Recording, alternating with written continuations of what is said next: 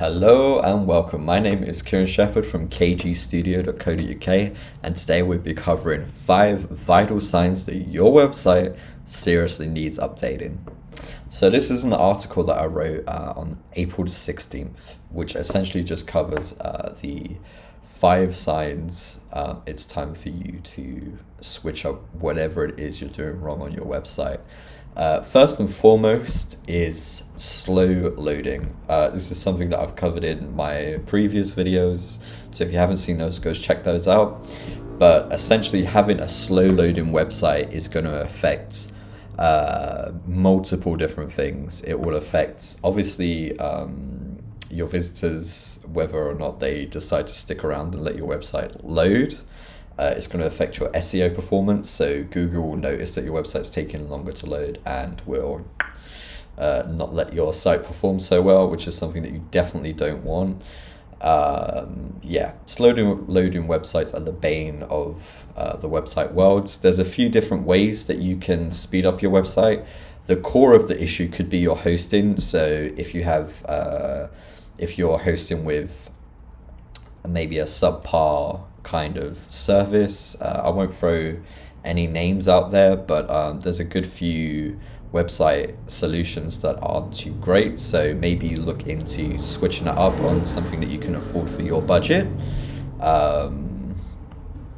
You don't have to break the bank, but I do recommend, especially if you have one website, if it's a personal website, I highly recommend getting a good web hosting solution. I personally use Kingstyle for my WordPress websites. The links in the magic box below, they're great. I've never had any issues with my load time since using them, and I believe for a one website package is $30 a month, which is great. There is a free demo, so definitely use the link in my bio, check that out in the magic box, check that out, and hopefully you'll see some results there. Obviously that's not the only way to improve the speed of your website. Maybe you need to compress some of the images, some of the elements on your site. Those could be slowing you down. Maybe you're if you've used code, maybe you can refine that a bit. It really depends on the circumstance, which unfortunately applies to a lot of web design. So go through your website, check to see what you think is slowing it down. If you move it into a demo stage, you can kind of remove some of these, like a staging area, you can remove some of these elements, and you can then find out what is actually slowing down your website, and that way you can remove those from your live website without messing anything up. Secondly, we have poor navigation. So today I have examples of this, right? I thought I could sit here and just talk to you, but the best way to get the message across is actually show you some examples. So this website that keeps saying it has one new message for me is a great example of terrible. It's just an eyesore to begin with. But once we examine it a little bit, let's close this. Once we examine this a little bit further, you can see all the things that are actually wrong with it. Obviously, the visual design of it is horrible. It looks like it was designed in Microsoft Office about 20 years ago. So there's that. But obviously, the point here is poor navigation. So you're probably looking at navigation like, okay, well, it's not too bad. It is. First and foremost, the fact that account, cart, and checkout becomes before products is just ridiculous. What products do you even offer? They have a little cart here. There's no need for this. The account should be over here.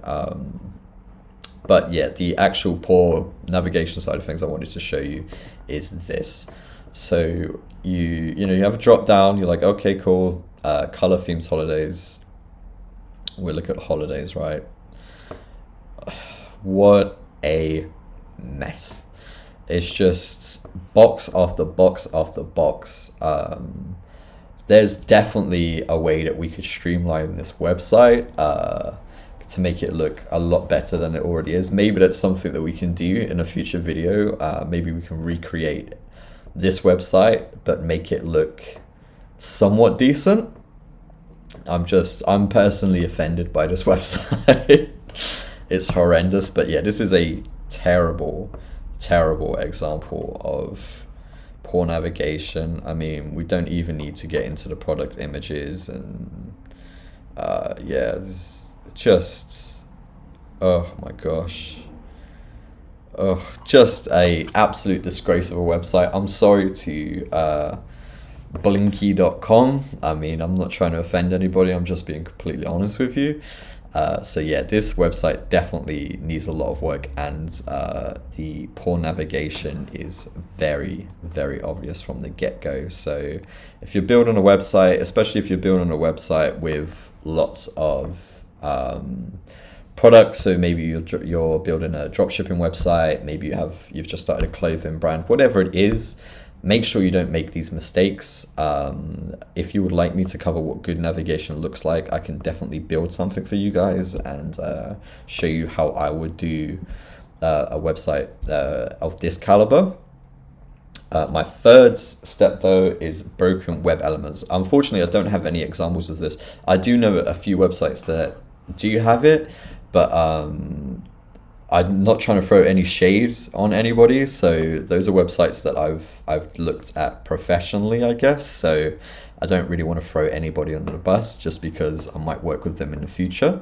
So I'm not going to do that. But I will show you another hideous website, right? So I'll refresh this just so you guys can see the intro animation. I mean, there's nothing too wrong with that intro animation. You know, the colors are a bit wrong, I would say. Again, if we look at poor navigation, you know, this is terrible. The words have crossed over, which is that is one of my pet peeves, I guess, is cluttered info. That is also step 3, but yeah, that is step 4 rather. We're on step 3, so but yeah, just this website is, again, horrific. The images are just kind of placed. I would say this has been made using, you know, something like Wix or GoDaddy. It's just, they've just slapped the images with the text and aligned it to the left and right, which is obviously something that you don't want if you're making a professional website. Yeah, just, this is a no-no. So on the topic of broken images and web elements, this is essentially, so actually I think, yeah, let's go to this website. Again, another website that we're going to tear to pieces. This is a hideous website too. But if we click on content here, so just imagine one of these images didn't exist, they weren't here, or they had this little like broken image area. That's essentially what it looks like. It's just a plain white block with like a broken image icon. That's essentially what missing images look like on websites. And those just, they make your website look very unprofessional, almost as though it's been abandoned. I mean, obviously if you miss it, you miss it. But you know, that's not the kind of message that you want to convey to the people that are visiting your website. You know, you want to be on top of things like that. So having broken images and, you know, web elements again, so, you know, if this didn't work, or if it was you know, unproportional to the rest of whatever kind of grid this is, that would be count as a broken web element. You know, animations that are supposed to lead you somewhere and it doesn't, things like that are broken web elements. I will mention my 4th tip now, which is cluttered text and poor copy.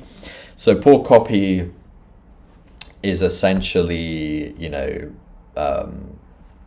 if it's a personal website, you might have written it yourself and it doesn't make too much sense, or it doesn't convey the message that you're trying to get across to your clients, your potential clients. So we can quickly read this. What appears to be the future for many is already the past for some, who are now unfolding it into the present. I mean, I just landed on this website, you know, that already sounds like a whole bunch of waffle, you know, like what does that mean? I'm sure if we were looking at it from a different context, maybe it makes sense. Maybe I have a pea brain and I don't understand, but to me, it just sounds like a bit of weather, especially, you know, this is the front page of this website. I need to be hit with, I have no idea what this website is. Historian of the Future X com. Hit me up if you really want your website designed better. There's not a landing area. Do you know what I mean? There's nothing that describes what this blog is about. Is it a blog? I don't know. They have a separate blog, so probably not. As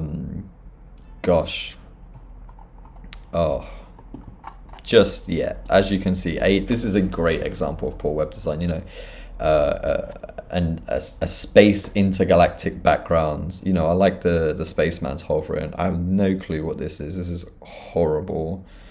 The color design, an image in the middle of nowhere. Come on, guys. Come on, please. If you're watching this video, don't make these mistakes.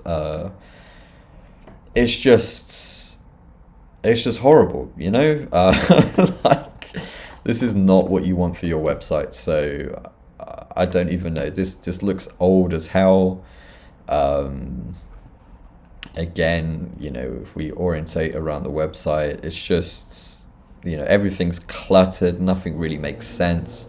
I don't know where to find the things that I might be looking for if I came on your website. Let's check out the archive. Surely the archive on the blog would be the same kind of thing. Again, just look at this. Just poor font choice. Not font choice, rather, but color. Look at the, you have this background with this color, especially, if you look at the galaxy, I guess, here with the yellow. Yeah, this horrible blue. Oh my god, I'm sorry guys. I know I'm just picking this thing apart, but hopefully you're understanding that this is not what you want. The copy doesn't seem to make sense. It's just a whole bunch. Nothing of this is clickable. It's just a whole bunch of words that are essentially meaningless because it's not being designed correctly. And yeah, just awful. So don't make these mistakes. Number 5 would be the clear use of a theme, right? So obviously, I am a professional web designer, so I feel like if you speak to any web designer, they pretty much tell you to avoid using Wix, Squarespace, GoDaddy, things like this. Obviously, if you're seriously new and you're trying to get to grips with building a website, maybe use one of these. Again, I personally feel though, even if you're a beginner, WordPress should be the place to start. There are themes on WordPress that some of them are awful too. So, WordPress is not the perfect platform, but just having a cookie cutter website that anybody could have, very generic looking, nothing that really, expresses your brand.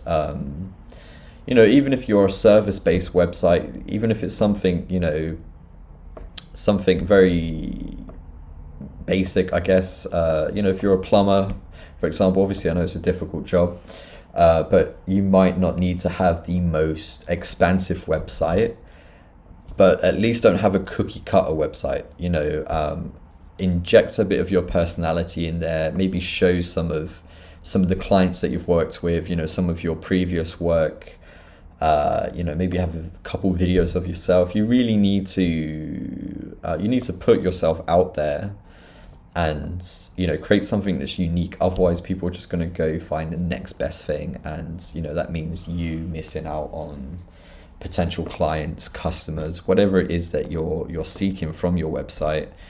If you have a basic looking website, people might not come back to it. People might not, again, I've spoken before in a previous video, subconsciously people attach these things to your business. So if you have a cookie cutter website, they might expect, a very basic substandard service, which even if you're the best in your profession, having a subpar website is unfortunately not going to reflect that. So that's something that you need to keep in mind when building your website.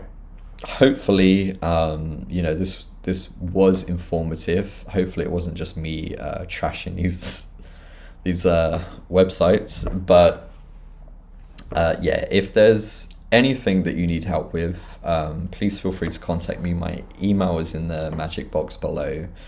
I would love to hear your thoughts on some of these websites. Again, if you would like to see me, I don't know why, but I feel like I would like to try and redesign this website. Obviously, I don't have the kind of free time just to do that, but if it was for a video, then I can justify it. So let me know if that's something you guys would like to see. Again, if you have any questions, drop it in a comment below. Like, subscribe, and keep in the loop with everything web design and business. And with that, guys, thank you so much for watching. Hopefully this has helped, and I'll see you in the next one. Peace.